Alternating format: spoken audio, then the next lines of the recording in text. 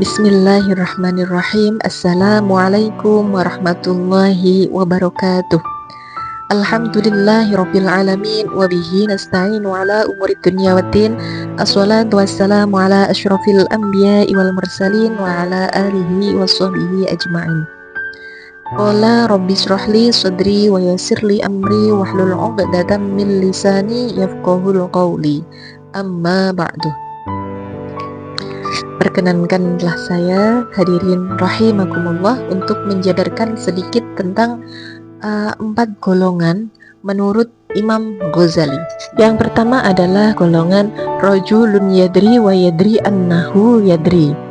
Orang yang mengetahui bahwasannya dia itu mengetahui, dalam artian dia itu rumangsa kalau dia itu mempunyai ilmu.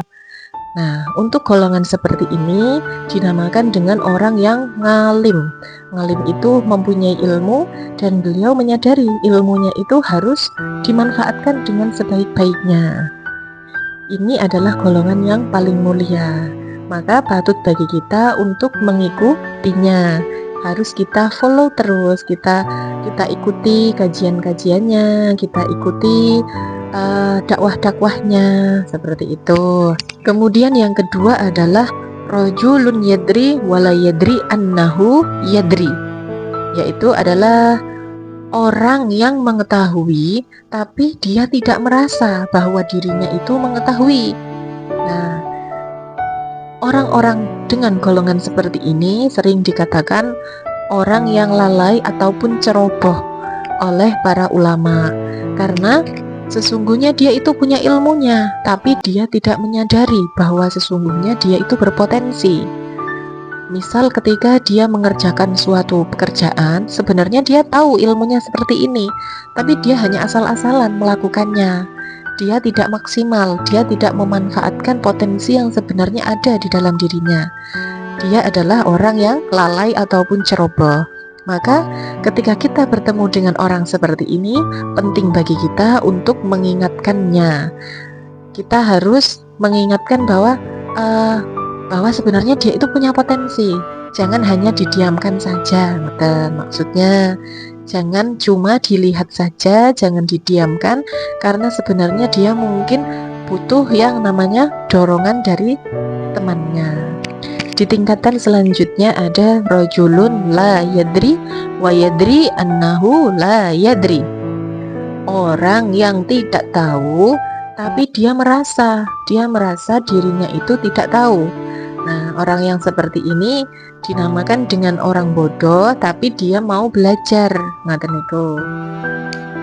Karena dia merasa tidak tahu, maka dia punya dorongan untuk belajar, untuk mempelajari apa yang harus dia lakukan, apa yang seharusnya dilakukan dengan baik.